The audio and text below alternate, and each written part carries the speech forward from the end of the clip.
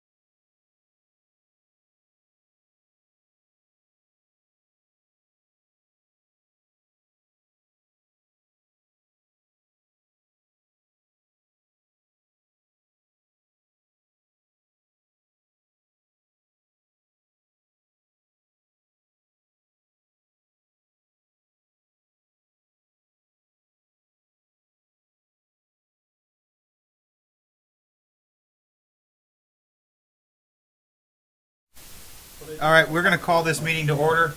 Back to order. Go get it. It is 1:02. Please rise for the Pledge of Allegiance.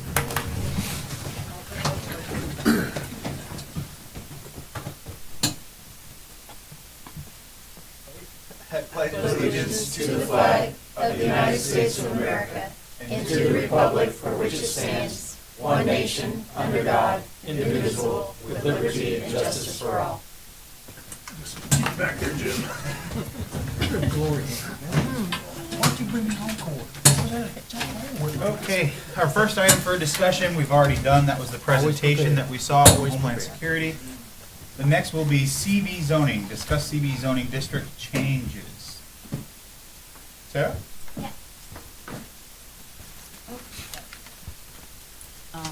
We have some maps. Oh, perfect.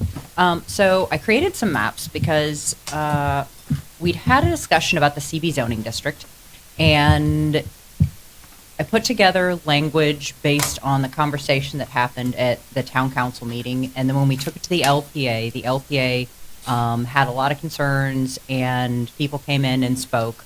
I thought that it would be really good for everyone to see where these lots actually are. So I created a map, or someone on my staff helped create a map. It's a little bit hard to see up there, but the darker pink, the solid pink, and the solid orange are the CB zone districts, or CB zone properties on the northern part of the island. And then the next page, can you scroll to the next page, Jacob? Those very few lots that are pink and orange are the, Sarah? yes. Could you just go up 1,000 feet before we get granular here, in case Oh. folks are watching? Talk about what a CB zoning district is, and also, is this the same as a land use map? Could you just kind of just help people set the table? a little Okay, so Commercial Boulevard is a zoning district that we've had some issues with for a number of years. This code was changed several years ago. Currently, the way it is written, you are allowed to have a use that was previously on the lot, but you can't have additional uses. So if you had a restaurant, it has sort of a scale. Restaurant is the highest intensity use, retail is the second highest use, and office is the lowest level use. So if you had a restaurant and you went back to an office, previously the code wouldn't allow you to ever go above anything, it would become more intense. So you couldn't ever be retail, you could never be restaurant again. We changed it a few years ago so that if you previously had a restaurant and then you became an office and you could prove that you had a restaurant before, you could go back to a restaurant. However, that's been pretty difficult to implement because we don't always know what were on those lots, and a lot of times it's a new owner and they may not know what was there either. The records aren't great, so it's a little bit difficult for staff to know what was previously there. Especially in the plazas where there are multiple businesses in them. So when we had spoken about this before, the council had concerns regarding people being able to use these parcels, for a commercial use that was reasonable, because they were sort of stuck with things that had been there before and they may want to change it. So I put together several changes to the zoning ordinance. There was concern that it was too far, that people would be allowed to do too many things. So I've sort of pulled it back a little bit. If you want to take a look at the table that's in your packet, so Exhibit B, that is the zoning table with the L's and the O's. So previously, you Jacob, weren't. can you put that up on the screen? I don't think he has that. It's in the packet, but Okay, I so don't he know if might he be can- able to find it. I sent him the maps so he could put those on the screen, oh, but yeah, I it's in the didn't. packet. But Okay. So the idea is that CB would be open to these other uses, but with limitations. So you would be able to have a restaurant, but essentially the limitations would be on the outdoor entertainment, so the noise aspect, and outdoor dining. Again, the noise aspect that everybody seems to have some concerns with. But I thought it was really important to include these maps because it shows, so the pink is commercially, properties being used commercially, so for an office, retail, or restaurant. And then the orange lots are the ones that have been a residential use. Okay, so this is the zoning table, and as you see down at the bottom, the CB with all the X's through it, that Yeah. line. It had gone from limited for lodging, office, retail to open for those. So that would allow most of the uses. And the limitations really are the floor area ratio, because the floor area ratio is still lower than downtown. Because I know there were concerns that, oh, we're turning this into the downtown, but we're not. The floor area ratio within that area is 1. So we're looking at a much smaller floor area ratio. It still has the setbacks. It still has the height limits. So we're not talking about hugely intense developments because they're just not going to be able to get those with the setbacks, the FAR, the height limitations. But it would allow them to have additional uses with limitations so that they wouldn't be as impactful to the adjacent properties. So that was the intent with doing these changes. And I wanted to get your feedback before I took it to LPA to find out if you were comfortable with it. And I wanted to create the map because there were concerns at the hearing that these uses were going to be encroaching into neighborhoods. And Jacob, can you pull up the map again? So The- if it was a bank, say before, Mhm. and now maybe they want to do a coffee and bagel shop, Mm-hmm. this would allow them to be able to use that use, whereas before they couldn't have done that. Yes, that's correct. So on page 42 that under it says uses, it says continuation of the commercial uses that were previously allowed on the site prior to the permit request, evidence of the permit, blah, blah, blah. But that's not saying that you can't do anything that wasn't previously there, right? That's just saying It's- that you can do something that you could show was there, Mm-hmm. but it doesn't necessarily have to be. Yes, or you can have the uses that are allowed by the table 34-2. Okay. But you having the additional regulations limiting the outdoor dining. But if you already had outdoor dining, if you already had outdoor entertainment, you can continue to have those uses. Okay. It's just if you're adding a new use and you want to have that, there are limitations to ensure that the adjacent property owners are less affected. But could they go for any kind of special exception to They- have those things? They could go through a CPD to CPD have those process? things. Okay. Or The development. Or special development exception, I agreement? don't know would allow them that necessarily. Could they go through a development agreement? They could go through because a development agreement is essentially the CPD process. Right. So, yeah. Yeah, so there would be ways for them to pursue it, but as a by right zoning use, they would be limited. But they can have more uses. So Sarah, Mhm. originally we were trying to address a section of the island Mhm. on the south end. Mhm.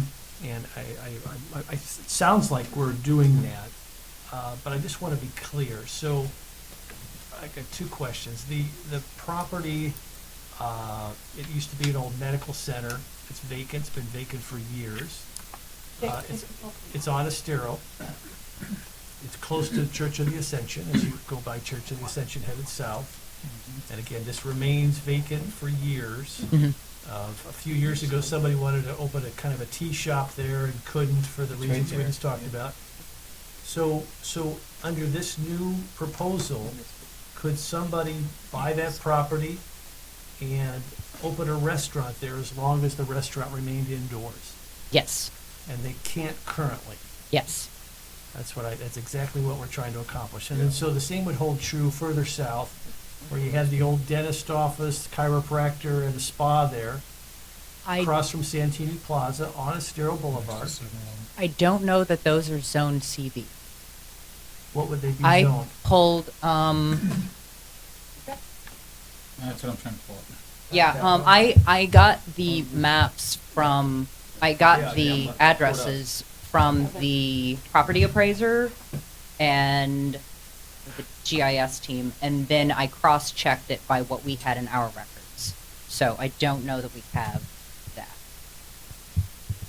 Those are the kind of properties that are vacant and idle, and those would be the ones that we'd want to impact positively, that don't have any adverse impact on the neighborhoods. In fact, that particular location is across the street from Estero, so there is no other neighbor that could, they're near the 7-Eleven and I've. Well, there is a condo behind there. Behind there, that's right. But again, to have activity for the condos is generally welcomed, particularly if it's someplace to eat, given the current situation there. So, and I've had a couple people express interest in a restaurant there, but of course they're concerned about that, an indoor restaurant. There's lots of parking across the street in Santini Plaza as well, if they wanted to have a partnership. I'm trying to figure out ways to have some life in some of these dead areas, these dead spots. That was a great complex before, having a dentist, a chiropractor, and a haircut slash spa place there. That was dynamite. But to get that to come back it'd be great. But if it doesn't, I want to make sure that there's other options so that building just doesn't sit vacant. It appears that that's zoned RM, And what does RM mean? residential multifamily. Why would that be zoned RM? Just out of curiosity, I know you don't have a history, but it seems like an odd location to be zoned RM, right? It was probably owned by a condominium developer at the time, and they never rezoned it. But I couldn't speak to exactly why. Can we impact those types of properties on that section If of they Estero? if they choose to rezone. We can't do that through this changing. They No. would have to come in and rezone. Yeah, and that's why I created the map, because I think there are a lot of questions about what actually is Zone CB. There's a total of 35 properties, only 35 properties on the island that are Zone CB. So it's a very minimal change. It impacts the people who own those properties, but it doesn't affect a lot of properties. And that's also why I didn't want to do an overlay, because there are so few. I think that it would impact the owners very differently, and I don't know that that would be a good idea with just so few properties in that zoning district. And I don't see Jason here, but does this address the Paula Kiker Yes. issue? Okay, Yes. Very good. All right. Yep. Sounds So, good. the zoning map we have on our website shows that property that he's talking about is in the CB zoning district. Yeah, I'm not sure if it is. Yeah, the It's- address again? Map doesn't go down. I'm not off the top of my head, I can't. Well, you can see right where it's at on the map, because it's on the corner of, I gotta zoom in. It's right next to 7-Eleven, right? Yeah. Yeah, exactly. Wait, next No, it's to- down, the one he's talking about is Across the right street. next to Lahaina Realty, right? Well, no, No, that's, no, no. that's one of the two. The other one Oh, is the next other to one. 7-Eleven. Yeah, I don't know. I'm not Just sure which south one of you're talking 7-Eleven. about. Do you know the Across from address? Santini. Across from Santini, just Yeah, south of I don't think 7-Eleven. your map goes that far, sir. Uh, Or at least Not the one that these- you not have this one, no. in the packet. So, there's Santini. This is Santini here. Oh, So 7-Eleven is right here. Yep. And this is, well, that's, Could be this. well, the CPD, that is CBS. I wonder what this is. Is that the service station? No, this is that, where Dr. Bennett was in. Yes. That's the Yeah, building I'm the talking about. the Yeah. service station. I That's, think, that's, yeah. Why is that pink? it's CO. Yeah, I see CO there. CO is commercial office, so we're not impacting commercial office. So they would have to go through rezoning to be able to Commercial Boulevard. Yes, if that's what they wanted. So if somebody wanted to open a restaurant there, they could Mhm. come before the LPA and the council and just make a petition. Now, that wouldn't be a violation of the comp plan.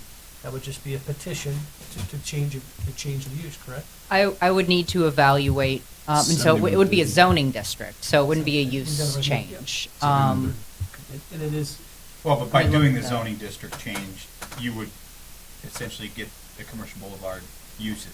Yes. But the other one I thought you were talking about, that was as well. that's in a Commercial Boulevard, Okay, very good, very good. which is down by where Paula. Yep, yep, yep. Well, regardless, I think this is a good step forward, Sarah. Okay. Are you comfortable with this language? Does it make sense? Do you think that it's the appropriate limitations?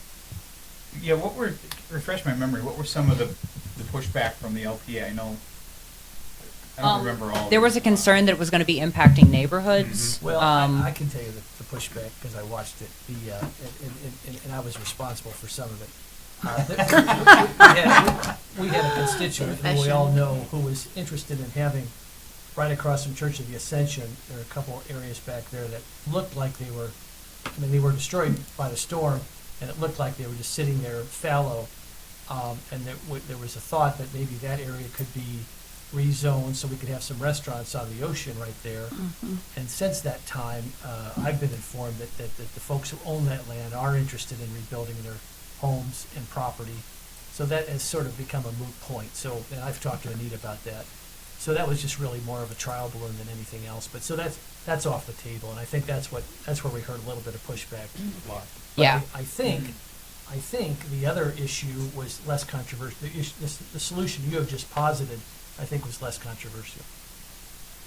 Yeah. My understanding was that there were a lot of questions about where these properties were, Yeah. who would be impacted, and then just adding that extra layer of protection for the neighborhoods regarding the outdoor seating and the music, since that is an issue that the town experiences. And there were a few folks concerned about that this would somehow empower the theater property as well to have outdoor seating, and obviously your solution does not do that. Yes. Correct. And it looks like from the map, basically from Junkanoo south, there's no, until you get around the bend down by the church, there's no commercial boulevard properties. Yeah, we're looking at the realty as you go south. The furthest north on that south end Oh, the is old car wash. the car wash and the realty at the What front. about the Munch Box?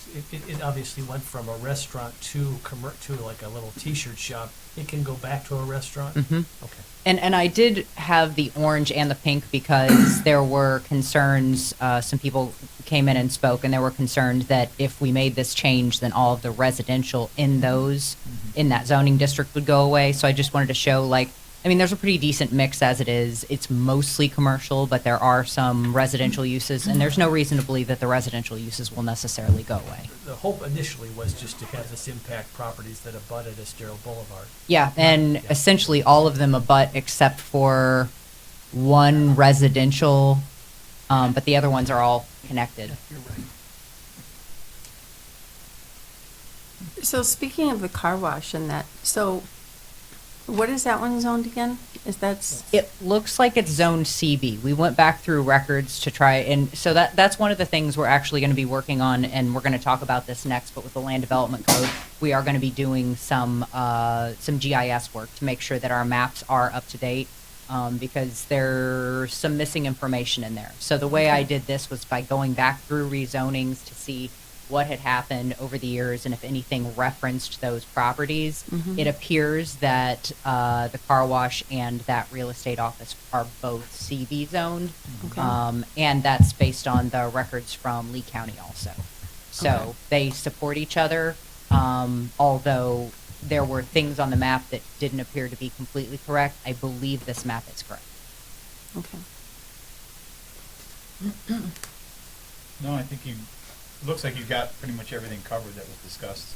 Okay. John, you see anything? I'm good. Scott? I'm good. I Karen? think this is gonna accomplish what Jim and hoped for, right, Jim? Yeah, I like Except for the one solution, area. yeah. Good start. Yeah. Yeah. Okay. Fantastic. Thank you. All right. Then we'll move on to the next one, which is the Land Development Code. Okay, so I wanted to take an opportunity to speak with you all about the next steps for the Land Development Code, talking about the big items that we wanted to be discussing. A lot of this is going to be cleanup because there are just issues in the code that need to be resolved. And some of these will be asking you, as the council, or the LPA will be asking questions, and some of them will be taking to the residents. We're going to have several workshops with residents, in person and online, so that people can be involved. But a big part of this is figuring out the best time to have those meetings.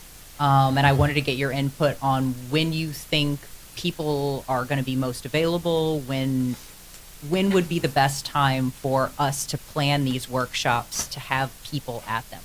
Are you going to try to do them just in person or both? We're going to do both, but we're probably not going to do them at the same time because it will be difficult to do both the online component and the in-person component at the same time.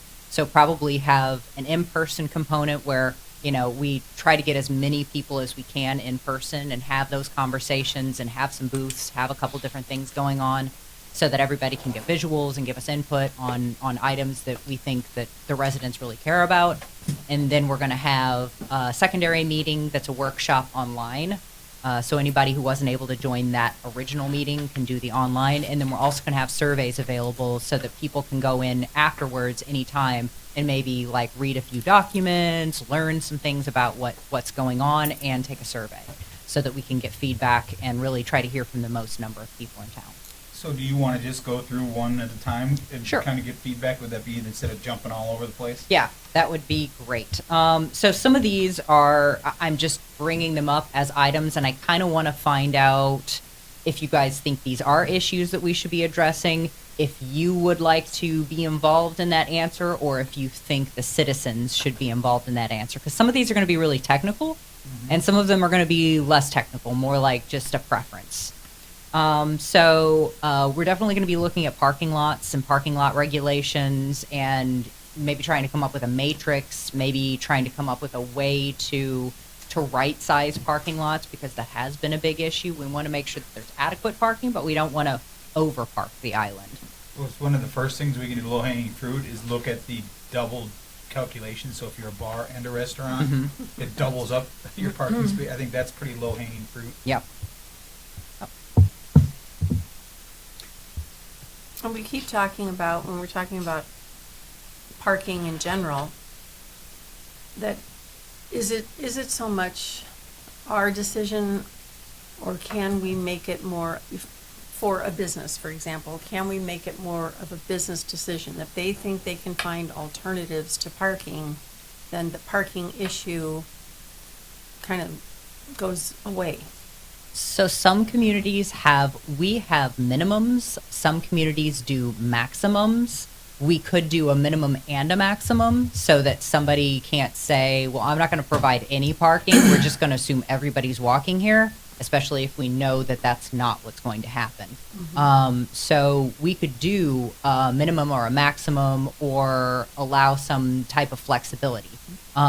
They could provide micromobility options that might decrease their parking, but currently it doesn't decrease their parking. So I think there are a lot of ways to structure this, and it's been handled very differently by different communities. And it also may change if we want to do things like if there's going to be a parking garage. If you can say, well, there's a parking garage within X number of feet of this business. I mean, if you look the way Naples does it, they pay, any business opening pays for parking in the area. They just have a set amount that they're paying for each parking space that they need. But then that parking does have to be provided. So the difference there is that there have been public-private partnerships to create those parking garages.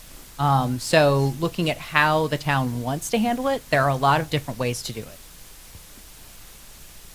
So, you know, maybe it's a conversation that we have where we put it out there at a workshop and ask people for, hey, what are your ideas about this? Do you think there's enough? Do you think there's too much? Do you think we should do X, Y, or Z?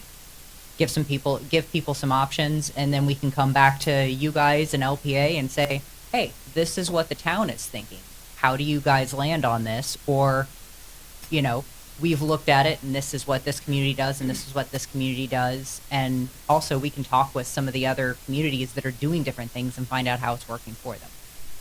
Has there ever been a place where it's simple calculation based on your square footage? So, for instance, I had 1,000 square feet, but now I'm going to build something back that's 3,000 square feet.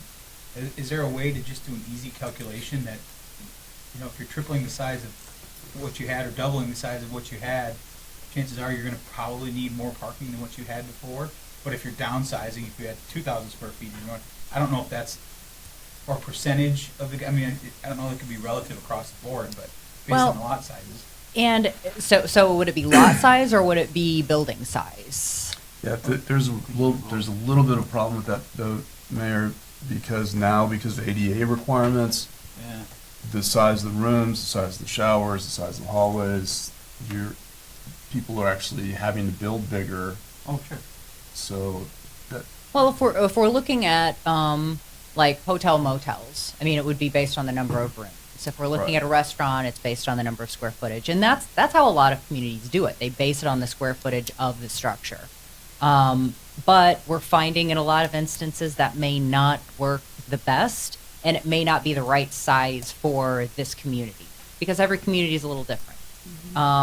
So it really depends on what that square footage looks like. And I have known communities to allow developers to sort of come up with their own parking in special instances. For example, I had a Tractor Supply company coming in a community, and they were like, that's too many parking spaces for us. This is how many parking spaces we need. We have this store, this store, this store, this store. We can show you the numbers. Okay. They showed us the numbers. We said, yeah, you can build that size parking lot. That's fine. Well, and I Because think they that could prove it. They knew no matter what they happens, needed. for people would still be able to have that ability to come in and say, I need a variance from this because Yes. Yeah, and they could certainly ask for a variance. The biggest issue is going to be sometimes a new business may not know what kind of parking it needs, and they're going to be limited by their lot as opposed to asking for the number of parking spaces they need. They're just going to be like, well, this is what we can fit. Is that adequate? could we do something like we do with the setbacks on the house? You know, your property is so big, your setbacks are this, your lot's bigger. You know what I mean? The bigger your lot goes, the calculation slides with the size of the lot. I don't know if that's the best way to handle it, because then if somebody buys a bigger lot and they say, you know, we really want to build, we own this lot, but we really only need to build a doctor's office that's this big, and we want to, you know, we really want to make the amenities very nice. So they're not going to really have more demand for parking spaces, even though they have a bigger lot. Well, no, but you gotta have, my point is you gotta have a starting point, right? You gotta have a number, whatever a number is, but what's that starting number? How do you get to that and make it easier for someone that wants to buy a property or already has a property so that they know going into it when they're purchasing it, let's say, that this is what is gonna be required based on the size of this lot and potentially what I'm looking at building to put on the lot? I would say they need to know what size building they're going to be building first before we can really say. Because, I mean, especially if, you know, it's a restaurant use. It depends on the size of the restaurant to how many tables will be there. Right. But maybe I'm not saying it the right way. So if I'm going to buy a piece of property that's, we'll say 50,000 square feet, and I know based on that I'm going to be required to have this many spaces, whatever that number is. In my head, then I can calculate what size building I can build to accommodate that. You know what I mean? Versus buying a property and not knowing how many parking spaces you're going to need because you don't know. Just try to give more information up front, and it doesn't mean that you couldn't come and ask for a reduction or whatever you would need, or I'm just trying to get a starting point for people. I don't think it could be based on the lot. Okay. I mean, Okay. just because the use is what's going to drive the parking. You know, some offices are going to have lesser demand, whereas, you know, retail's going to have higher demand. You know, and then you're going to have something like beach parking that could have unlimited demand. So, you know, it's a little difficult to know that based on the lot size, but once they have the use and the square footage, and if they know, you know, we're going to have this many offices in there, that helps us. And I think that people can always kind of argue, no, we really need this many parking places, and instead of, you know, we say they need 50 and they say, no, we actually need 35, and here's why. I mean, it'd be nice to figure out a way to incentivize them to get people to walk or bike, or, you know, Not however drive. that is, you know what I mean? Yeah. Yeah. Kind of like the wedding cake thing we did in the LPA, you know, went through that where you want to go up, you could come in and you can get more. So if there's a way that we could, I don't know if that's possible to put in a land development code, kind of a way to, you know, if I do this, then I know I would need this many parking spots left, and Yeah. it becomes part of their development. Well, I mean, one thing, so a lot of communities, when you do workforce and affordable housing or attainable housing, they decrease the number of parking spaces that you're required to provide. And that does a couple things. It makes it easier to build workforce and affordable housing, and it also ensures that you're not having like entirely too many people living in each unit. A lot of times a workforce or affordable unit isn't going to have 5 cars. They're not going to need that many cars. So and a lot of times the workforce and affordable housing is going to be near the business that that person works at. So that's one way to encourage it, but it doesn't do very much for the businesses. And I think that that's maybe an individual business choice, and I don't know how best to do that. But, I mean, we can certainly look into it.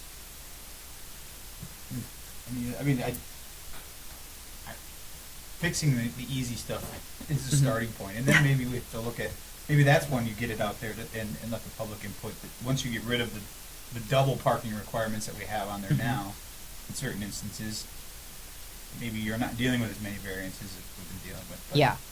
you know, these lots are all small, we all know it, and parking is gonna be a challenge at almost every property. Yeah. And there's not a lot of extra parking to go buy or rent from other people, so there's gotta be a solution. At the end of the day, the business owner is building a business, and they need to figure out what they can sustain and what they can't sustain, but.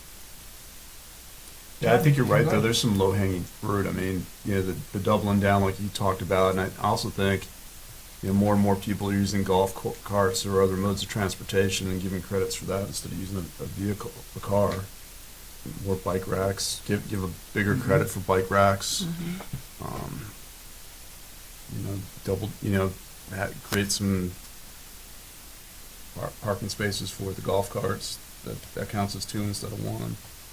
Yeah, I mean, sure anything we to can get promote creative. leaving the car at home, I think is a good practice. Oh, that's the best. Yeah. Jim, you've been awful quiet over there. No, I'm just thinking, I think about just in my own personal experience, I have a number of consulting clients that I have that come to Fort Myers Beach to visit and to talk shop, and I would always just send them over to Tuckaway Bagel because they always had parking available. It's easy to find, it's right on the Estero, always had parking. I knew they were coming from off island.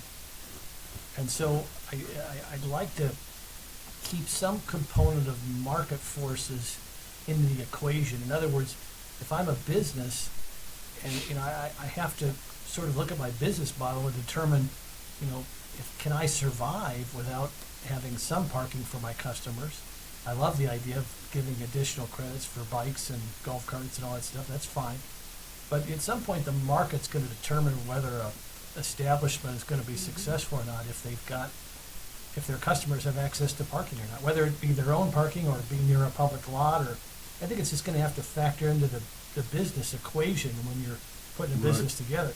But that's an excellent point, and so then why should we as a town have extra these limits when the market's going to determine that? The lenders who are going to build their properties are going to demand they have so much stuff, and then market forces. Yeah, I'm not sure I disagree with you. I think that's what I'm wrestling with, because I think the market can solve a lot of these problems up to a point, but certainly we as an island have a public interest in incenting other forms of transportation as well, just to improve quality of life for our residents who are stuck in traffic. So it's a sticky wicket. I don't have the answer. I'm open for suggestions.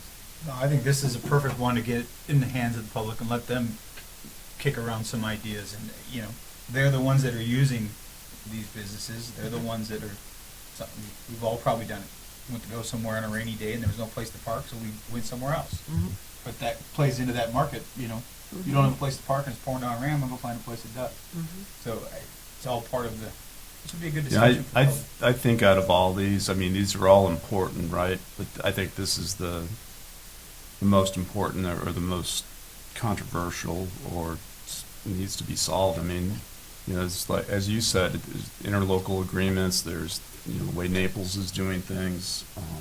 Seems like every CPD that comes before us, parking, It's an issue. it's the big issue. Yep. We wrestled with the last couple of them, and there's not an easy solution, but I think, like you said, let's get rid of the low hanging fruit first, but then let's get some public input and see if we can there's a lot of smart people on this island, we can come up with some solutions. Yeah, anything that will help, because I've always had an issue with someone saying, well, across the street, or this business has 5,000 parking spots, why do I need to have? Well, that's their business, that's not your business. And, you shouldn't be able to use that business as your parking calculation. So if we can eliminate Unless you some. contract and pay for Well, it. unless you want to pay for it, sure, Right. if they have the stuff to give away, but I don't know if it's ever gonna happen on the island, there's just No. not enough places to park, but Yeah. there's gotta be, I mean, there's a middle of the road somewhere, but starting with the easy low-hanging fruit, and seeing what we can get our calculations down. Is there state law requirements other than ADA as far as parking, do you know, Nancy? I haven't been able to find it either. I'm not sure. No, I don't think so, but I have to check. But is there requirements for ADA that yeah, are, there's gonna be those, yes. and then how do we address those? Salty Crab, that didn't have any parking, now they're gonna be required to have ADA parking, and they're gonna have to figure that out, I would assume, right? Yeah. Well, I think with Salty Crab too, they're gonna have supply trucks dropping stuff off. Where, they're gonna park in the middle of Well, Estero that's- Boulevard and. Yeah, we don't block wanna have, traffic. we're gonna have that all over. So, you might wanna say that compliance with state and federal regulations and laws would be the starting point for your discussion, and then proceeding forward from there. Makes sense. John? I'm just tired of the low-hanging fruit. I prefer low-hanging donuts. Yeah. When is the donut shop gonna open? No? What donut shop? That's right. Your donut shop, King's Donut. King's Oh. Donuts. Do you think you have enough kind of direction to We're go? still Yes. working on parking. Karen, Karen, do you have any? No, I've made my comments. Maybe a drive-through. Okay, you wanna move on to number 2? Sure. So one thing that we have talked about previously were the list of public benefits. I think that we did get some input from council regarding these, and I think that this would be a really good thing for the public to weigh in on. Like, what do they think these public benefits are? Do they agree? What are the things that the citizens really want in new developments? So I thought that was a good item to sort of put out there and then add to the list, and then figure out a way that we really work it into the code. And do they wanna see an itemized list? Because that list could change over time, so. It's true, yeah. Does it make sense to have an itemized, that'd be a question to ask. Yeah. Well, it doesn't have to be all-encompassing. Right, but I mean, And different parts of the island have different Exactly. benefits. Each location has And its own. bigger properties are gonna be able to offer more, That's another obviously, group, yeah. but there's, it's good public discussion. Yeah. Since it is public. That was easy. We'll move on to the next one. Hold on. Once she's done writing. Oh. We need to get you a secretary. You can type really fast. Nicole's like, don't look at me. I was gonna say Mark's right there. Or Jason, George Jason. There you Jason's mother went by. So something else so we've been getting a lot of requests for additional height. So looking at ways that we could automatically qualify people for additional height. That was one idea. So, this might play into the list of public benefits, but looking at impacts to the adjacent properties, looking at maybe increasing setbacks for additional height, maybe doing LEED or sustainable development, maybe giving workforce housing, but some options so that people can automatically get a story or two more for public benefits that the town wants and will be beneficial to the future. Wasn't one of the things we talked about, and I don't think it ever got codified, was, when you're building back to base flood elevation, I know there was discussion about if you go to the 3 foot above freeboard, so you're going higher, that would potentially allow you to go an extra story. It is codified. It is. Yeah, I couldn't do remember believe if we so. did. Yeah. Yeah, they're allowed, actually, I don't know that we ever did. if they're doing no, the way that it's written is you get the 3 extra feet, but that doesn't give you an extra story. But then the carrots and sticks can get you to the extra story if you do the different things That's what it was. yeah, The extra that was how- 5 feet. yeah, they get extra 5 feet and an additional story. I like the idea of the LEED and the green building certification. That's pretty good outside the box thinking thing. What's Um, that? Yeah. Which is basically your green building certified. Oh, okay, gotcha. got Yeah, it, okay. so lower energy use, you know, like Oh, green, better, okay. yeah, Got it. better air quality, that sort of stuff. Yeah, that could be. Do you guys think that that would be a good conversation for the public in general, or do you think that would be better in a meeting? I think definitely public, in my opinion, to be, you know, height's gonna be an issue that we're Yeah. gonna be dealing with Yeah. coming up, and But How don't does- you think we should limit?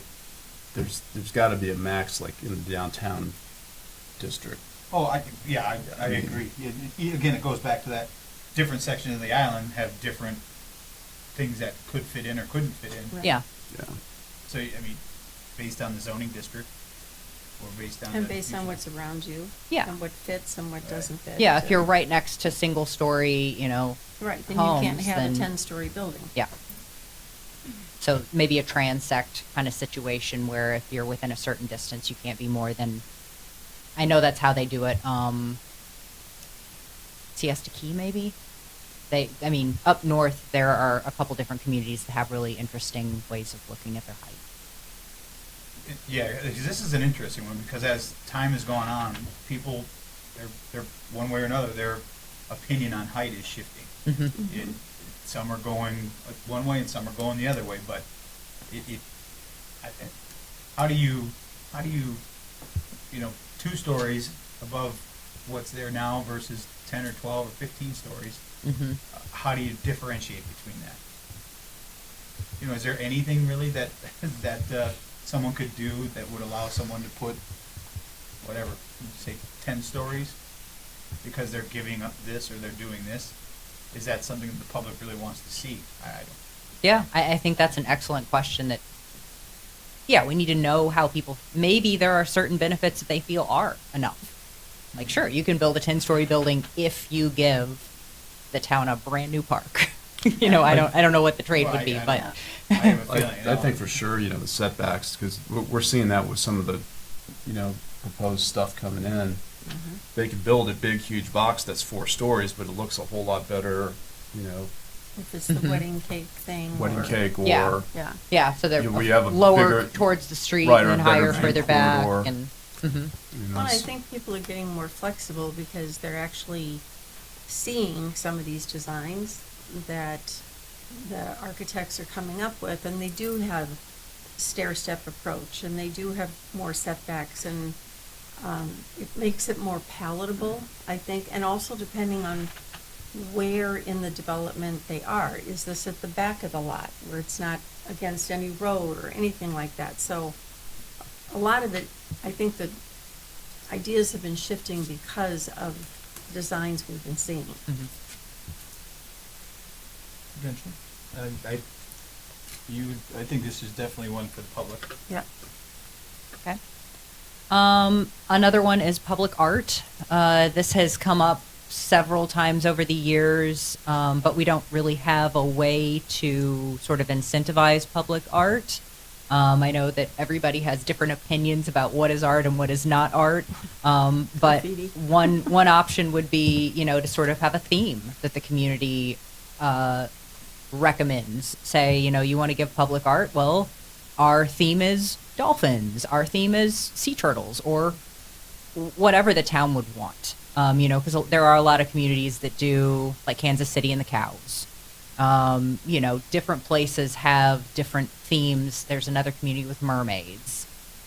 If we wanted to do something like that and kind of pick out a theme and say, if you want to do public art, we would like, and then have a way for people to do that and incentivize it with, you know, maybe as one of the options for public benefits. But are we going down a slippery slope with this one? Because what I consider art and what you consider art might be 2 completely different things, but if I'm your neighbor and what I consider art is completely obtrusive to you, but I get to have more because my version of art is different than yours, are we going down a, what's Well- that you used, sticky wicked? Sticky wicket. Is that putting us in a sticky wicked? So, I mean, you kind of have to decide, because you can't both encourage art and discourage artistic options. But couldn't we just leave it at that? I mean, couldn't we just say, we encourage you to, I mean, in their, whatever they're going to do, they can certainly present, like 7-Eleven did when they came through for their side of their buildings. They, at the time that they're coming through asking for what they're asking for, that's when they can present their art. People then can all comment on it and say, we love it, hate it. You know. What about the buildings that are already there? Do they have to come in and get a permit point. to do it? Why would, Well, and I don't think, I mean, as it is right now, somebody can paint. Right. Somebody can install a, you know, some things might require a building permit. If you wanted to do a fountain, something that required electric, something, you know, there are a variety of permits that may be required. But if they just wanted to paint something, if they just wanted to put a little statue, if something like that wouldn't require a permit. But if you put this as on the list of public benefits, then each individual location can come in with their proposal, and it either through the development agreement or the CPD, and then the LPA and the council have a chance to review it, and they'd have a chance to determine whether that art was a public benefit or not. I almost think it has to be case by case. I mean, it's, and are we getting into the whole First Amendment Yes, freedom of we expression? are. That's That kinda is what- the sticky side. Yeah. You can't really regulate the content of it. It's going to be artistic expression, but you can't like show preference for different, because then you are regulating content. So it's not real clear, and it's kind of problematic at times. And is this really broken? I mean, the way it is now? It's not broken, but I would say for an island that a lot of islands do see themselves as sort of artistic havens, and a lot of island communities kind of lean towards that. It's just an option I put out there because art is an investment in your community, and you would need to potentially encourage it if you want to get it. So could you just say you encourage it as a potential form of public benefit, as opposed to saying it is a public benefit, or it will get you something more if you do or something just artistic? put it on the list of public benefits, Yeah, and then as a let potential public everybody benefit, enjoy. But then I still go back to, what do you do with people that already have buildings and they're just gonna paint something? We couldn't stop them right now anyway if we wanted to, with that freedom of expression. So We then couldn't- nothing would change there. Pretty much, I wouldn't think. Would you? Yeah, I don't think Well, it'd change. you're just gonna paint them in what regard? I'm sorry. Well, They're like- gonna put a piece of art up now. Well, like they put a mural on the Right. side of the building, or they put yard art of some sculpture, or I love Fort Myers Beach, or whatever it may be. Right. So But- it would fall into the same category. But they can do that now, no matter what. And they don't have to come and get permission, is what I'm saying, from anyone to do that. It's just their property that they want to decorate the way they want to decorate. Yeah, I think it's pretty simple, just like you said, Vice Mayor, it's, you could put it on the potential list, or the list of public benefit Possible, and possible yeah. public, but it doesn't, On a there's no case- artwork that guarantees you something more because you're doing something artistic. Okay. The next item is drive-throughs. So one section of our code says you can't do a drive-through. The other another section of the code says you can do drive-throughs. So this has been an issue. This could be important for you down there. So, yeah, if you want your donut, drive-through donut shop. So I didn't know if this was something that, you know, council wanted to weigh in on or bring before, I mean, because there are a whole variety of things that are drive-throughs at this point. You know, in the past it was McDonald's, or there weren't very many options. Now, you know, a drive-through coffee shop, it's your bank, it's Do we a lot run of the risk things. of encouraging chains to locate here versus indigenous restaurants? I don't think that it increases or decreases the likelihood. I mean, at this point, the cost of land is what's driving those types of decisions, and can they make enough money on a McDonald's to make it worth their while? I mean, because they're still going to have the regulations regarding stacking, and so they're going to have additional land. They won't be able to back up out onto the streets, that sort of thing. So, I mean, I feel like it's a preference issue, and I don't know what your preference is. I don't see a lot of mom and pops that have drive-throughs. And obviously, our banks are losing interest in opening new branches. Oh, I Although don't know must- about I that. must tell you, at Santini Plaza, they are having a drive-through ATM with Synovus Bank, so it's, that could be, and of course, they've got a lot of parking and space to do it, but I don't think that's the drive-through that you're thinking about, though. Well, I mean, but it is a drive-through, so it would fall under these regulations, and we just need, like, which side does everybody fall on? We need to either allow them or don't allow them, or allow them with X. In So a when you little bit, I'm said going to this- get to th- something, there's- but We're going both ways. Mhm. One section allows, what are those two sections and where, do you- I so it's just didn't put it contra- in here. I would have to what's, go back. so and look. what you're saying, we just have to clean it up? We gotta Yes, decide yeah, where- we have contradictory code sections, and we just need to know which direction to go with it. I think Okay. staff has no I preference. think like you said, I mean, there's donut shops, there's banks, the bank's gonna wanna have a drive up. I mean, people aren't gonna wanna get out in the rain or the heat or anything. I mean, Yeah, I'd make an exception for a bank, but I don't think we want to encourage fast food chains. in I don't know, Fort Myers like Beach. she said, I don't know where you're gonna buy the land to make it work. Yeah, and is that counterproductive to the whole get out of your car movement, you know? Yeah. Yeah, Exactly. ride your bike. And I know some communities have concerns regarding people walking and all that, because you have to have two curb cuts if you have a drive-through. Essentially, you have to have one to go in and one to come out. And, there are a lot of concerns with pedestrian traffic and bicycle traffic with those entries and exits. So So that's could you something to say think about. not allowed with the exception of, and, what are the, other than a bank, I mean, And the CVS. and the CVS, yeah, I mean, The pharmacy, pharmacy. Dry cleaner? Hmm? Dry cleaner? Sorry, Yeah, I mean, well, okay, so this is later. This is later in the.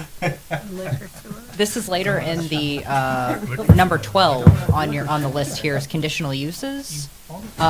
So it's possible that a drive-through could be a conditional use when associated with X, Y, or Z uses, and you meet X, Y, and Z criteria for pedestrian visibility, landscaping, and noise, or But I think, isn't that what we're trying to get rid of, though? I mean, to me, that sounded just very muddy. No, Like, con- I a can do this, condition. but I need to do this.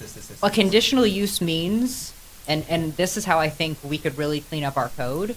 A conditional use is you are allowed to do this thing if you meet these conditions, and it's usually criteria having to do with the issues that they create. Okay, I see what you're So, like, one of the problems with drive-throughs is the noise coming out of that box. Wah, wah, wah. People don't like it when they live behind them. They're like, I constantly hear this wah, wah, wah, Charlie Brown's drive-through. teacher. And so if you put in the appropriate landscaping, if you put in the appropriate, like, a whole variety of things that ameliorate the issues that those uses create, then you're allowed to do that use.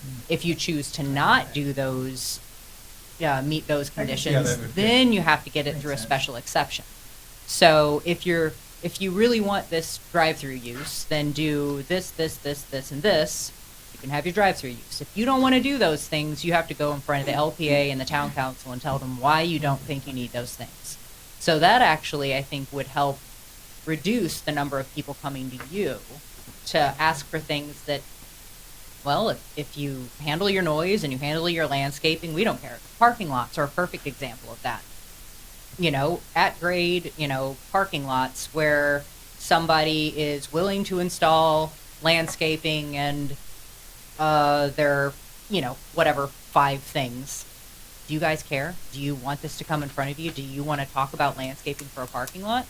We can make that conditional use. If you meet all 5 of the conditions required for this use, it doesn't have to go to LPA and council. So we're saving time, we're saving money for them, time for you. So I think conditional uses could be one of those things that would be really beneficial to the town. Could we then maybe instead of it just specifically calling it drive-through, could Mhm. this be conditional uses, and that could be a public part of a discussion, because Yeah. now this is one of many that you just mentioned, parking lots and Yeah. landscape buffers. Is that conditional use text, if you will? Mhm. Does that make more sense to have that conversation versus specifically drive-through? Yeah, well, I mean, we do have to determine, like, do we never want them or do we sometimes want them? But, you know, then it sounds like we sometimes want them in certain instances, but not all instances. I mean, So we can right size I don't it. know if we want to completely close the door. I mean, Yeah. It seems like we're all very much in providing as many options, and if there's an option out there for a CVS or Mhm. Walgreens or something that may potentially want to come in, this just leave, that they, telling them no, they can't have it, I don't know if that's always a good idea, but. Okay. I think that works. I understand. Moving on to accessory structure setbacks and dimensions. This is an item that we discussed previously, but I realized it touches a lot of code sections. So this is something that we're going to need to talk about. You know, what is an accessory structure? Is it the same thing as an accessory dwelling unit? When do they have to be attached? When do they not have to be attached? What setbacks do they have to meet? Because right now, accessory structures have a much smaller setback. But if we're talking about an accessory dwelling unit, that could be like the size of a house. It's elevated, it's big. Do you really want them to have lesser setbacks? So really looking at what's explained in the code and what's not explained in the code, so it's just more clear what's allowed and what isn't. Yeah, we had a sticky wicket on this with someone that wanted to build back Mm-hmm. what the exact same thing that they had, Mm-hmm. and because of this text, they had to go through hoops that they shouldn't have had to go through. Yeah.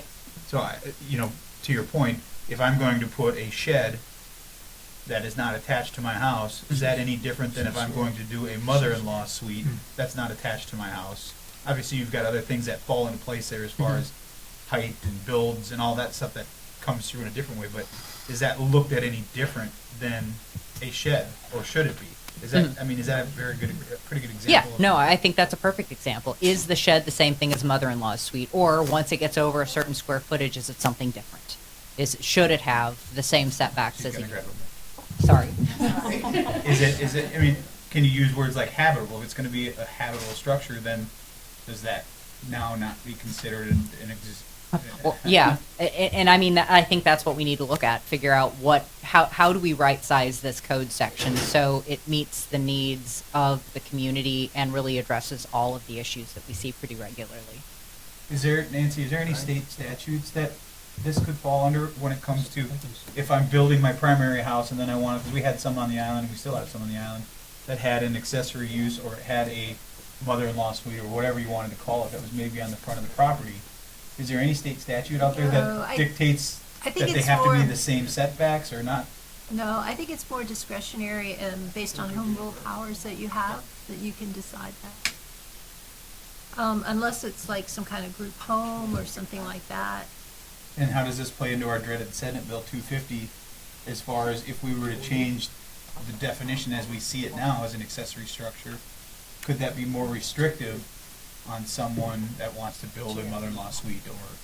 Well, and I think our goal with this is going to not run askance of, or I didn't know what you mean. Yeah. Our goal is to not run into that issue. We're not trying to make anything more restrictive, but in some instances, it's just really not clear. Or in some instances, it's really restrictive for one thing, and maybe we want to make it more like the other. Like whenever you're looking at accessory dwelling units. Accessory dwelling units that don't meet the density are required to be separate structures. Accessory dwelling units that do meet the density are required to be attached. It doesn't make any sense. So, like, if we just make it all the same, so it's like you can do either one with either of these, but these are the setbacks, and make it clear what these structures are and what their setbacks are, because in our code it just currently isn't. But we do have to be mindful of SB 250, and we are. So it's clarifying some of the existing language is what I'm hearing, and perhaps even making it less restrictive than it currently is. Well, and I get, so just using a shed, for instance, you mentioned that a shed would have less of a setback than a habitable structure or accessory. So let's say if you were to say we want to make a shed have the same setback as a habitable structure, are you then now making it more restrictive because you're putting more of a setback on someone for a shed, for instance, versus what they had before? So I think that probably would be, Yeah. but I don't think that's what we want to do. I mean, we're not trying to make it harder for somebody to build a shed. We're just trying to make it more clear when they're doing something, what they need to do. Because that's, our problem is not so much that the code is wrong or bad as it's unclear.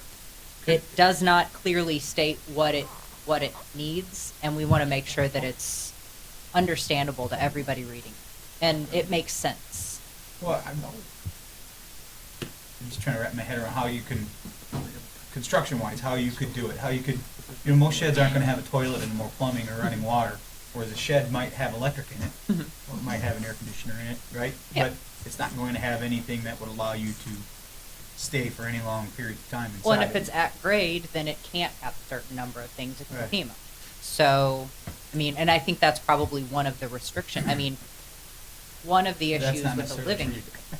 well, theoretically, in a dwelling unit, if you're building a new one, it's going to be elevated. So you're talking now about a taller structure, whereas a shed is not a dwelling unit, it's not livable space, so it can be at grade. And I think that we would look at that potentially very differently because it has less of an impact on the adjacent property if you have a little shed at grade versus a 2-story dwelling.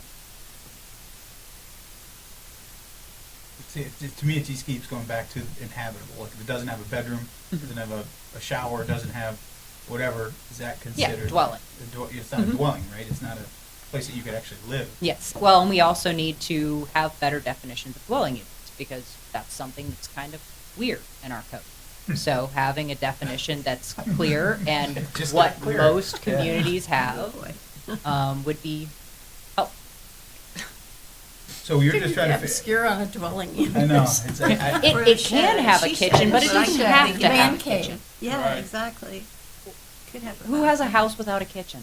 It's not a house if it doesn't. I mean, you have to have. well, then you get into someone what to cook. constitutes a kitchen, right? Right. Well, yeah, but I mean, you but could go down a most rabbit hole here. Microwave most and- communities do define it as a 220 plug. So that's what most communities do. Wrong. Yeah. Well, So it sounds like it solves one problem. yeah, it just needs to be in the code. Yeah, I was gonna say, or- Yeah, right, you know, your drawer is 221, whatever it takes. We can find different ways to slice it and dice it. However, I think having a clear definition and having just clarifying what the code intends so that staff knows how to implement it, so that somebody coming in knows what they can build and what they can't. Sounds like you're well on your way to an answer.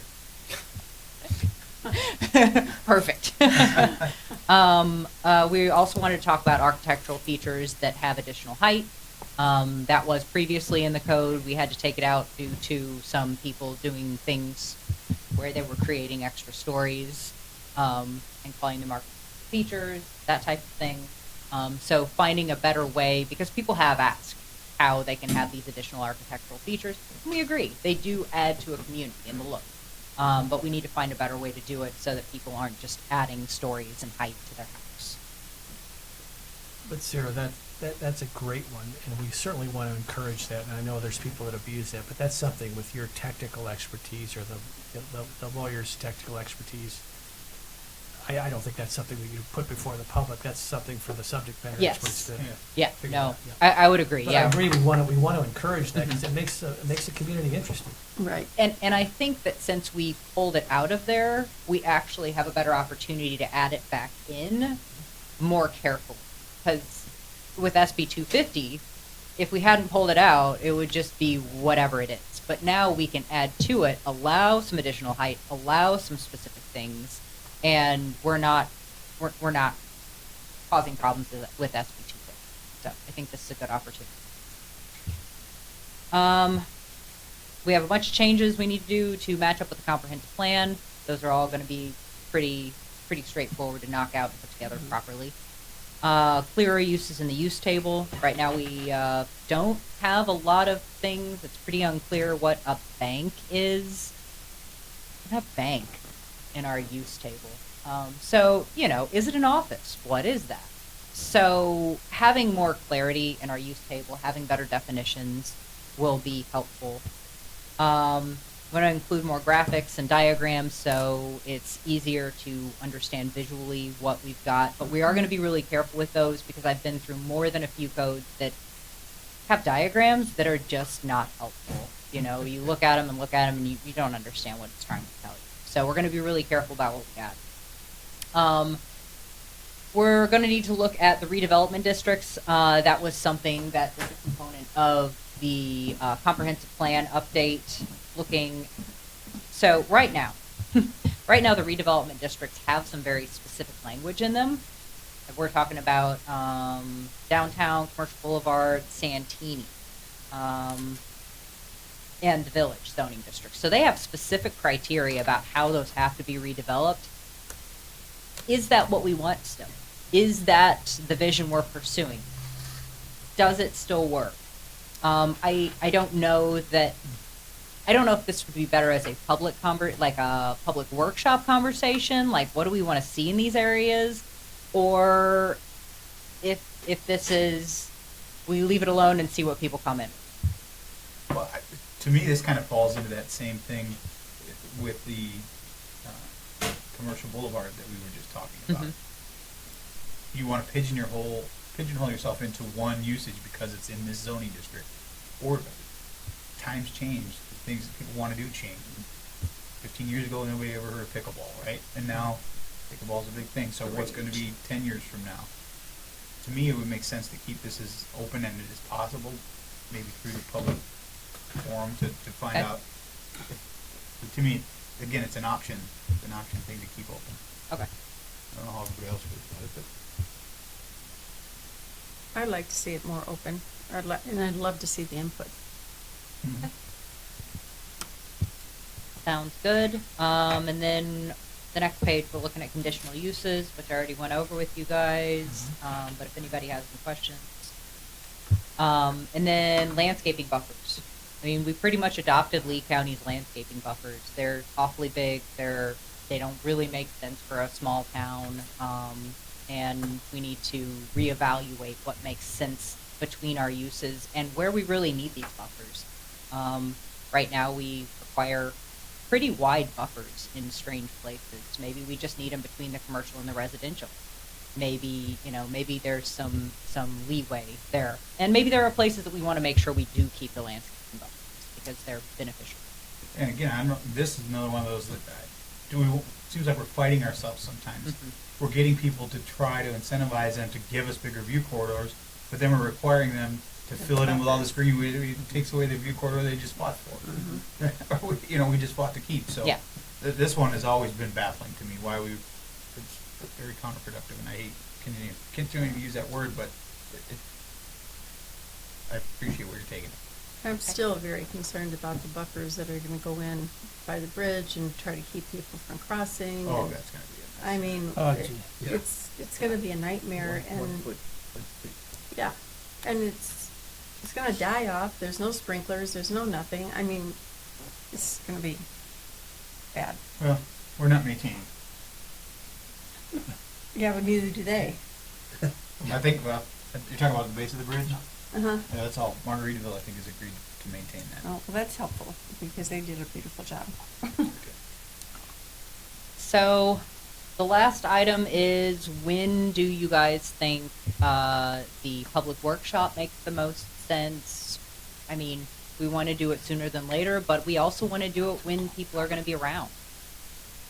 Well, I think that's going to be an issue no matter what. So if you're going to do one in person and one Online. virtual, I think you're going to cover both your bases. So people that want to be involved, you probably have a bigger turnout on the Zoom than you will in person this time of year. I but- think you do the Zoom first, Yeah. and then in person, as more people get back. Okay. Makes sense. What's your time frame to match up when we get the comp plan back?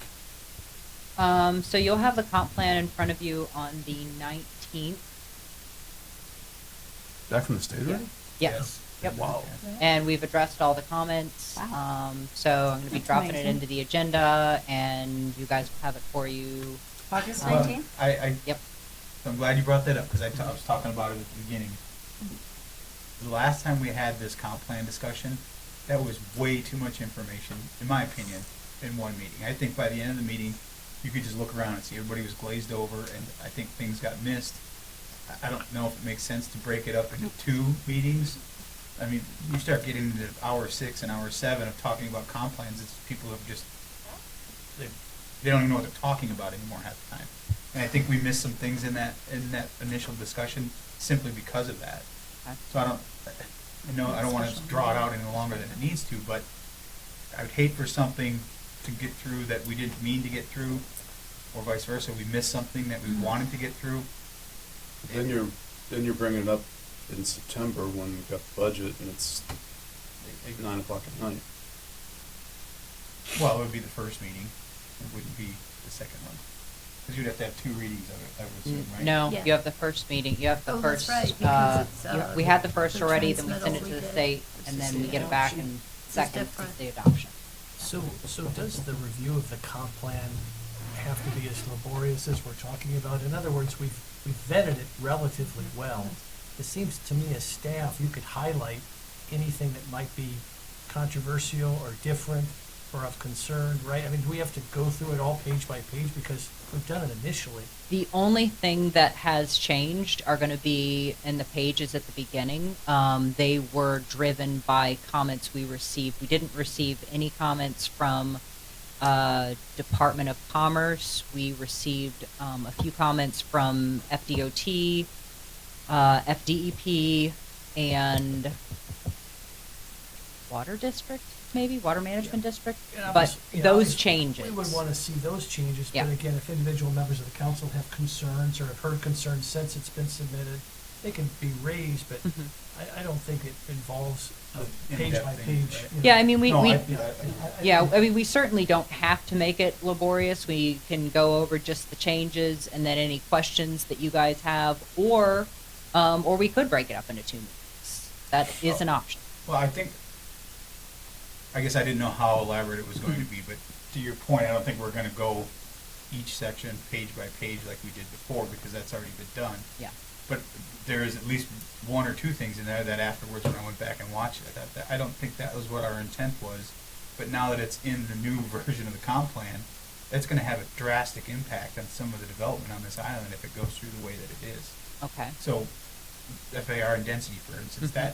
those 2 things, I don't think the way that it's in the comp plan now, or the revised comp plan, I don't think that we had enough time, because it was late in the meeting, to really discuss what that looks like, or potentially could look like on some of these bigger acre properties. Mhm. And to memorialize that in a comp plan, you could be taking out any of this public benefit negotiation stuff that we've been talking Right, about. and those would be the type of issues. that That's we the could ones highlight, that, yeah. the big ones like that are the ones that I would wanna make sure that we really look at.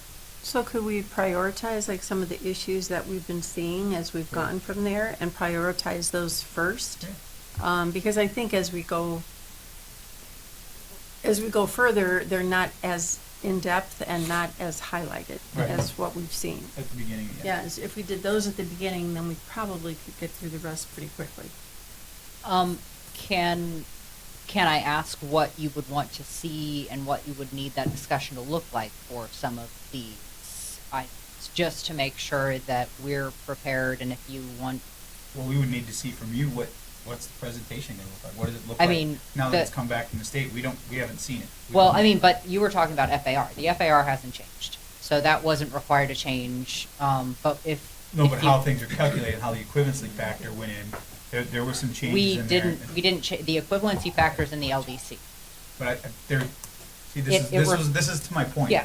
There was so much that went on in there, I can't remember off the Mhm. top of my head exactly but there was it's something along those realms, Mhm. and how it was gonna relate to one of the developments that was proposed to be coming through. The change that we had talked about would have given them what they wanted to do by right, should they were able to get the zoning request that they wanted to do. And that was not our intent. So the land development, in the comprehensive plan, we took out the requirement to do the equivalency factor. But the land development code still has that requirement. So the comprehensive plan does not have to direct that. The land development code can still contain that, and it can still be effective. The way they wrote the comprehensive plan, it did direct the land development code to have it. But we took that out. because that was part of the discussion, but it's still in the land development code. It's still in effect, even though the comprehensive plan doesn't say you have to have it. So until it gets removed from the land development code, it's still in effect. So us removing it from the comprehensive plan didn't like invalidate it. Lot to talk about. Yes. But again, I think. I just wanna make sure that we're That's what we're gonna prepared. talk about on the 19th. Mhm. The sooner, that's a lot of information, and the sooner we can get it, Presentation. it would be better. I mean, sometimes we don't get stuff till Thursday night. Mhm. And if there's other things on the agenda, you're focusing all your time to review and do things, in this case, on the comp plan, and you don't have a lot of time between Friday and Monday to get everything caught up. So Yeah. the sooner we can see what we're gonna be discussing, the better off Okay. we'd be, right, Andy? And I'm Yes. trying to get the complete, I have the changes, but I don't have the complete comp plan. So I reached out to the consultant to make sure that I have the most up-to-date version, and then I'll get it on the agenda. Is it comp plan sans maps, or is future land use map included? And- Yes, And so we will see all that as well? yes. So that's something, to the mayor's point, it all went so quickly. I'd love to see some of those maps and, you know, in maybe a hard copy, and so we Well, can it's actually. changed Okay. so many times. Every time Eddie's been here, it's this, and then it's this, no, it's this. Where did it land? Where did it land? Yeah. And I can get you hard copies on That'd it. be great. Yeah, if we can, I mean, it doesn't have to be I even printed ahead them. of the agenda. I if we printed can them get a off hard- last time and left them at my house, so we have them already. Oh, perfect. Good deal. So I think we have covered everything that I needed to cover. Did you guys have any suggestions, questions about items that you think need to be covered? That are big issue items? I brought it up before, and I don't know if this is in your purview, what you're trying to look at in the land development, because we talked about parking garages a little earlier. And there's some buffers in there that have to come in that's currently in the code that just don't make sense to be able to do Yeah. parking. Is that something you guys are going to look at, speaking of the parking? Yeah. I mean, I mean, the way I- the code's written now, it's almost impossible to put a parking garage on the island. Yeah, and I mean, the way they talk about that design of the parking garage makes sense. I've seen that in a lot of communities, but the size lots that we have here, it doesn't make sense. It doesn't work very well.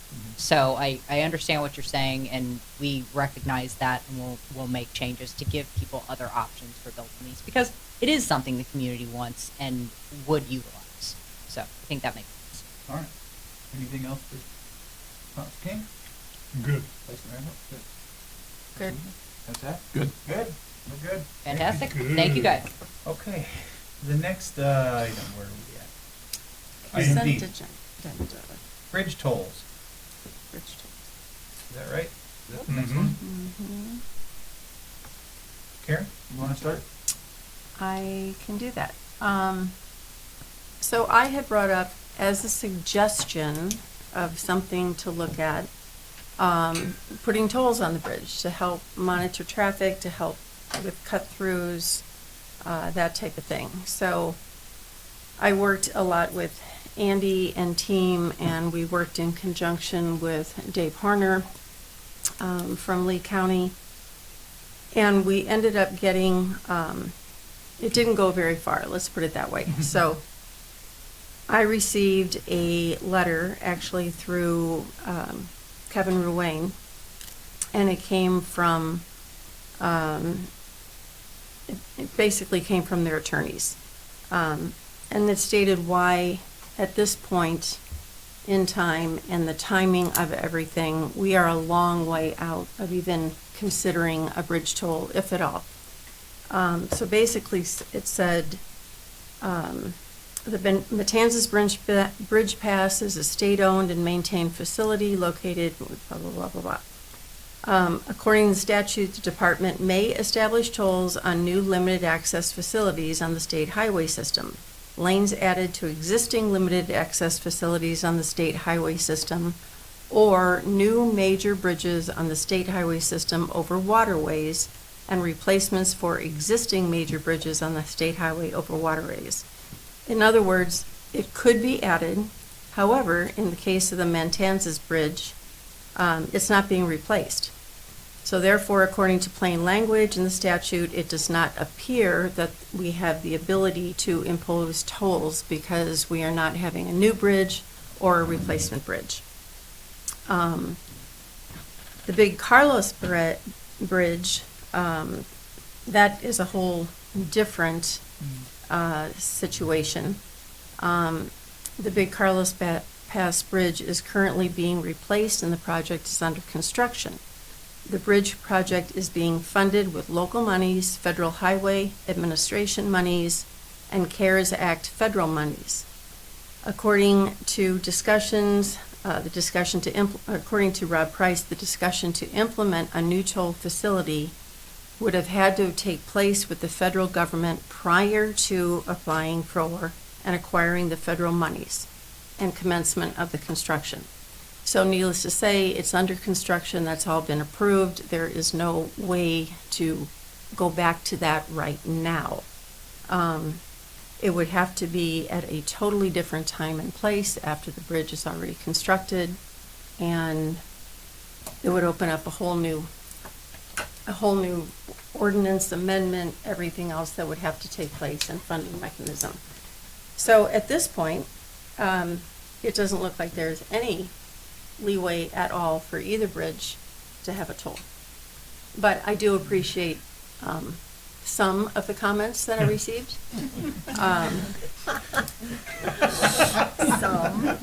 Not all. I got comments. Or you did, didn't you? But, you know, Paying this is attention. why you bring things up like this. It's talked about casually, and everybody wants to know why or why not. And as we did our due diligence, we found out there is absolutely no way that this is going to happen now or anytime in the near future. So that's where we are at that discussion. Well, that was an easy short. Also, didn't you also find out that you can't, there's no cut-through provision? Like, in Texas, they have some tollways where if you cut through, you get at the airport, at DFW airport, where if you cut through instead of picking somebody up, you get charged. But if you go pick someone up and take the other exit, you don't get charged. But my understanding that in Florida, and you may know this, that you can't differentiate reasons of passage on a road. In other words, you can't do that. I mean, I'm not that never certain came about up in that. the conversations or anything like that, so I, I mean, you Yeah, have let's see. express lane, but Maybe Yeah. it's kind of what expressed. I guess Right. it's the flip side of what you're describing. Let me see. because in this, you'd be Express paying a lane, toll to come lane. in one way, but paying a toll when you go home the other way. So in You could do Florida, that. tolls are generally applied uniformly to all vehicles passing through toll roads or bridges, regardless of the specific destination or purpose to travel. Whereas in Texas, you can You can- delineate between the Which the way? Yeah. purpose of travel. That conversation never came up at all, because we were pretty Because much, it's mute, because you can't Right. even put a toll on there. right. But, I mean, based on what we got back and, you know, in working with Lee County and everything, it's just, it's not even something that is even in the short-term line of sight, so. I will say I support Nestle Toll House cookies. Okay, next item. Moving on. Consent agenda public comment. Whose item was this? I think that might have been mine. Yeah, that Um, wasn't me. And I think today, the way we handled the consent agenda and the administrative agenda took care of a lot of that issue for me. I know I had shared with Andy previously that the fire department has on their agenda what exactly the consent agenda means and how it's handled. So I think we could, if we want to remain the way the consent agenda has been in the past, I would like to see that added to the agenda so the public would know what to expect. But if we're going to move to where we're going to discuss these issues all the time anyway, I'm okay with the way it is. But maybe, and I think we saw it again today with the woman that was was concerned about her flooding, she was expecting us to address her. And if there's a way to let the public know that this is public comment, if you have a concern, then see us afterwards. But just so the public knows what to expect when they come here, because not everybody comes here. Is that something, maybe Nancy, you could put in, like, I've got that really nice cheat sheet that I read all the time for the. Yes. Is there something that we could have to, like, It's to John's laminated. point, that's saying, here is our policy for public comment, and before we open public comment, we could say, Would you like us, I can work with Amy, maybe put it on the agenda itself? yeah, just something to read that, when we open public comment, if you're asking specific questions, you know Yes. what I mean? I Just to think let we them, could to do John's that. point, let them know that, Right here. so they're not Yeah. standing up there waiting for us to respond. It becomes awkward. I can't guarantee that, but I think we could. Or something, and it doesn't have to be. I Yeah, think- so we'll work on some language maybe to follow public comment there for an explanation. Yeah, just a, That's Um, fine. And then you're still gonna have consent. Do you want any type of description there on consent, items that are administrative in nature? I will leave that up to your discussion, Mr. Town Manager. This time I pretty well looked at, obviously it was a lot of one-time such things that didn't come up in the budget that affected money. So I said, okay, these need to be discussed more. And that pretty much is what I looked at. It's like, if it's, $40,000, which it wouldn't be, but I'm just using that number, maybe it'd go in consent. But if it's, 200,000, 250, $1 million, obviously, it needs a little more explanation. This is what, because that's kind of what we've looked at as we've gone through the last year.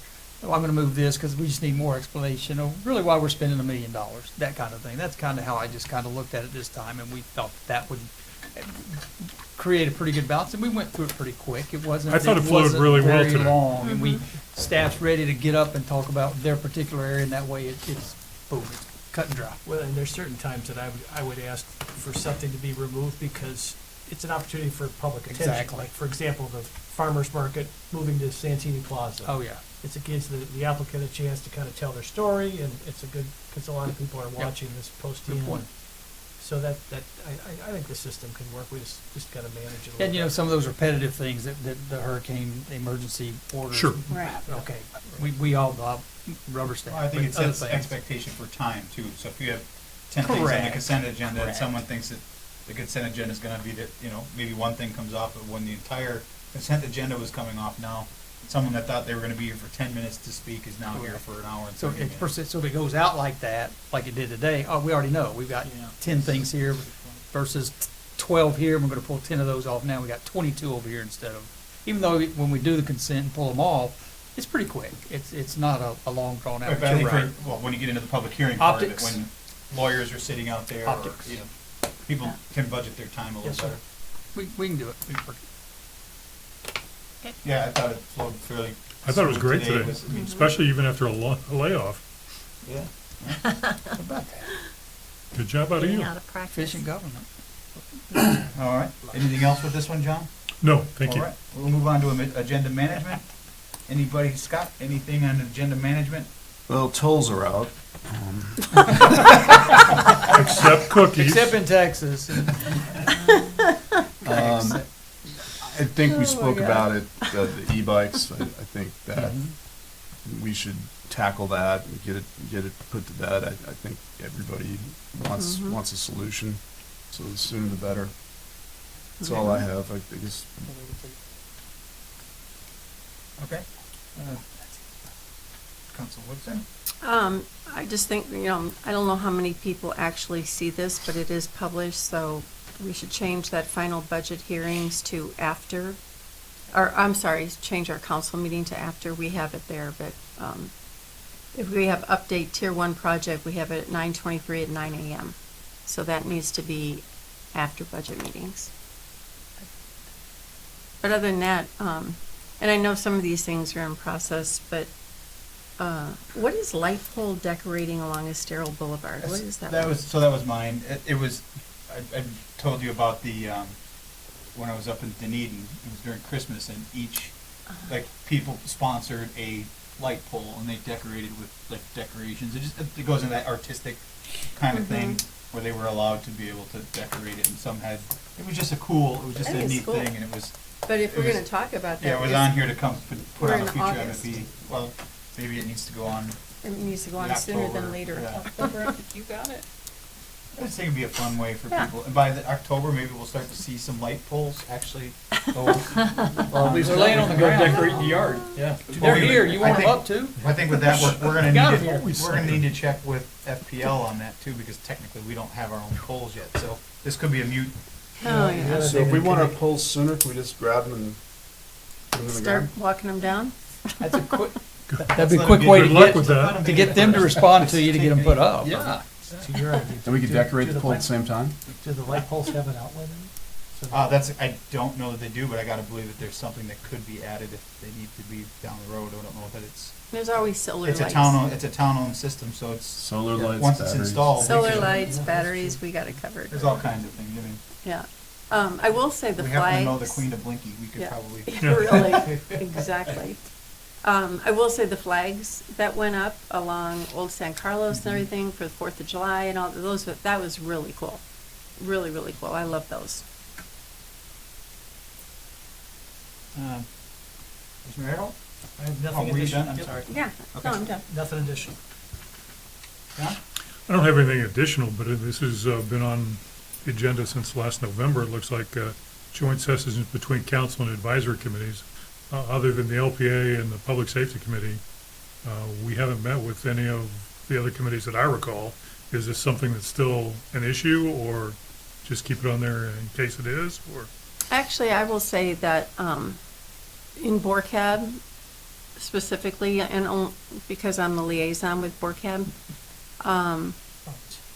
there was a, oh God, what was he doing?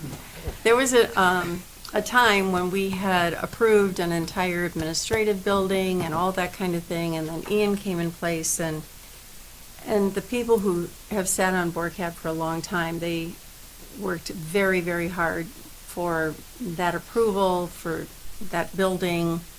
And now we sit with no building in sight, no pool, and it comes up every time, and Jeff will agree with me that this is something that, as much as we say it, I think it would be really helpful at our next BORCAD meeting if at least Andy or Frankie, one of the two of you could be there to address some of their ongoing questions, because, I mean, it's even come up to the fact from one of the people, is BORCAD even, should we even have a BORCAD anymore? What are we doing? What role are we playing?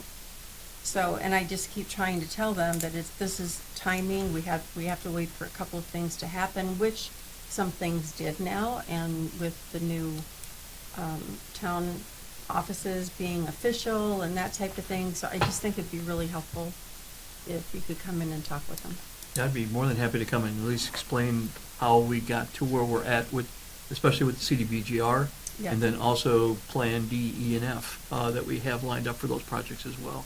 That would be great, and I think if I'm right, our next BORCAD meeting is the 21st of August? Oh, I can't. Yeah, that's a date, that's not a good date. I'm rearranging my soccer that day. With regards to that, do you think it would be prudent to meet with the LPA again while we're going over the LDC? So Did this board cap thing get addressed fully, or? I thought so. I'm sorry. I know we've had.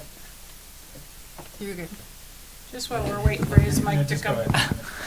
I do know that the two that I, am on, CellCab and BORCAB, have been wanting some direction from council, and the town as to the direction that they want to go in, or that they want us to. Okay, cool. The direction that the town is looking for them, like you said, Karen, they're just not really sure where we're going with it. Things like the pool aren't moving very fast. We're just kind of waiting on some funding, and that's just kind of the way it is right now. I mean, we're in recovery mode still. There's things that are happening slowly, but they're just kind of sitting waiting for something to happen. Well, we're gonna be off this, these buildings are gonna be gone in the near future. I mean, so this will be opening back up. Is now a good time to to task them with trying to find funding or grant or something. We've got the design-ready building. It's already pretty much ready to go to permit. Does it make sense to take a look at that again? Does it make sense to find a way to fund it, to build it? If Or that's, doesn't it? if, Or I mean, if downsize that's it, or- the direction of the town and that's the way we want to go, yeah, we can definitely discuss what that looks like, but You know, I don't There's a know, lot of I don't know if animosity that's of- their, They didn't have a lot of input into the building. right, that building itself, what we had envisioned and told to dream about, because that's when I still sat on Board Cab. And then what came out was like, what building is this? We had no idea, so. yeah, the ones that are on it weren't exactly thrilled with how it Yeah, turned out. no one was, no Um, one was. So, But then yeah, I keep looking at like the new town offices and all the extra space that's gonna be there and opening up to different groups and different 501c3s for meetings and all that kind of thing. And so then it's like, is it really an administrative building that we need? Or maybe we need to switch gears and look at other types of recreational type True. things that go more with BORCAP Is it- or Bay Oaks. Personally, my hope would be, because the Bay Oaks facility is aging and it's gonna eventually be switched over to Public Works, whatever the new building is, can incorporate some of the previous functions, but also some exercise facilities that Exactly. are up to date and current and trend with where the island is headed, yeah. And that makes more sense for a recreational facility as opposed to, you know, the meeting rooms and theater and that kind of thing. Especially with the library right over there. Right, too. exactly. yeah, and it, So- I guess in my perspective, we just put $1 million and some into Bay Oaks and it got renovated. I don't see it going anywhere anytime soon. It's actually in good shape. Really, we redid the roof, we did all the flooring, you know, fresh coat of paint. The floor is still really good.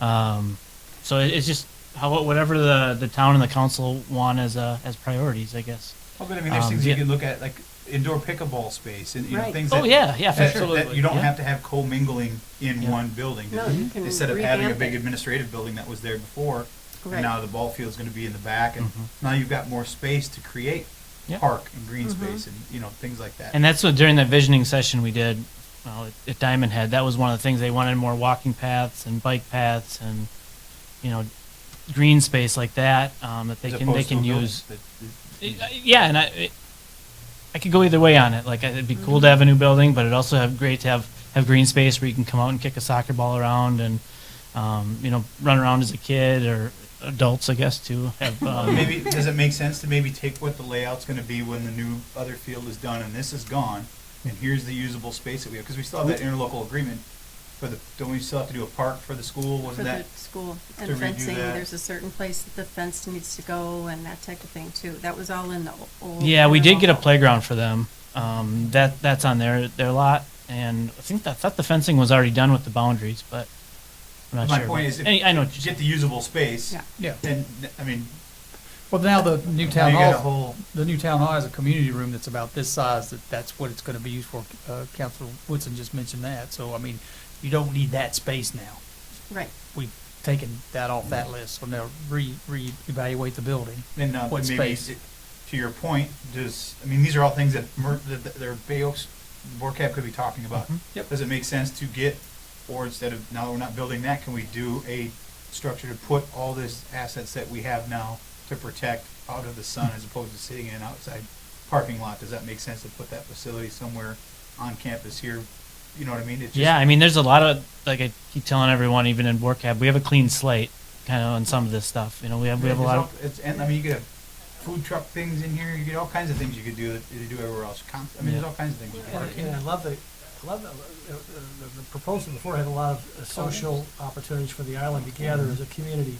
But I think one of the things that's changed as well with the weight room, the exercise/weight room private facility gone now from the island.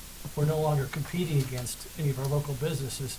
And obviously the weight room at Bay Oaks, even though they did a nice job of doing the best they can in a pretty small space, Could be huge. that can be expanded Yeah. in a way that can really help public health on the island, I think. But Mhm. particularly now that there's not a private facility on the island. I think we just gave them a lot to talk about. Sure did. I know. Yeah, I hear it. and the other thing I just wanted to mention is that through CellCab and Mound House, we're doing the museum accreditation program, and that is going to be on. I talked to Andy about presenting it to you all, but it's going to be a joint session with council as part of it. And then once we get that MAPS program, that opens up a lot of funding and marketing and everything for us. So it'll be coming up. Just wanted to say that with the joint thing. I guess, Jeff, if the committee still feel after meeting that they need to speak with us, then go ahead, bring the representative here to a council meeting, and we can work on it. Yeah. Okay. Yep. I will relay that message. Thank you. Is that cell cab joint meeting required as part of the certification, or is that just a courtesy? I think it's required as a quorum. I don't think everyone has to be there, but I think we have to have a majority. But the cell cab has to brief, the council has to be part of that certification process? Yes, that's one of the Gotcha. requirements. Okay, all right, very good. Well, I would take that opportunity to have that joint meeting at the same Sure, time. Yeah, absolutely. If we're gonna have one. Okay, I forget who was, that was, That was me. okay, where did we leave off? Well, I rudely interrupted. I was asking about, So rudely interrupted. I think daddy daycare is an option too, over here. Daddy daycare. Daddy daycare. Yeah. Daddy daycare. Drop Oh, your husband my. off. I was asking about the LPA, perhaps because we're going through the LDC and the comp plan's coming up. Maybe they should probably request it, but I don't think it'd be a bad idea to get everybody on the same page. I was thinking that it might make sense to do a joint session once we have The data. Yeah, once Yeah. we've Feedback. had the meeting with the general public. That's in perfect. both the meetings, and then we can come back to meet with you guys as a group. Sounds good. That'd be great. Perfect. Thank you. John, were you glad, is that anything else? That took care of what I was concerned about. I have something further. Okay. If you're done, excuse me. The joint session that Jeff was talking about with CellCab for the MAPS assessment, Adam Knight is requesting that on September 19th. That's when the MAPS people will be here. I don't know who they are. That'd be a night, Meeting. that's second No. budget meeting. Sep- 19. No, September 19th. September 19th That's is not- no. Thursday. That's Oh, not a not budget. the Council meeting. Yeah. Correct. I guess they will be here at a certain time. That's a so- totally separate meeting.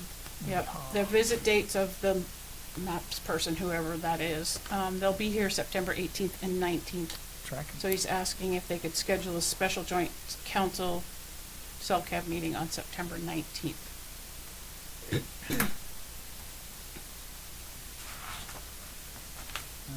And then while you're all looking at your calendars, just a reminder, next meeting on August 19th will be at Bay Oaks, not here because of the primary elections and the supervisor elections being here in Chambers. Oh. Yes, big. Is that it? Or are you waiting for us to say, is the 19th On the okay? 19th. The 19th is the council meeting? Yes. No, the They wanna 19th have would a be the joint. joint with CellCab for their September MAPS 19th. assessment. Oh, September 19th, I'm sorry, yes, September. 'Cause What time? No idea. 9? I mean, Um, how about you let us know at the next meeting, I'll let you know in just a moment here. or in a few minutes? 9 to 11 they're asking for. during the day? Yeah, Yes. I thought somebody said even had to be an evening. I no, you're gonna have to clarify it. thought somebody said it had to be Does evening. anybody have any issues with that? September, 19th? September. So that would be CellCab joint meeting, right? 9 to 11. So his I'm good. agenda has September 17th, 18th, but his email ask has 18th, 19th, so Clarify. how about we bring this back to you at the next meeting? I've already put it in ink, Amy. Sorry. I'll discard my changes, because the 18th would actually be better.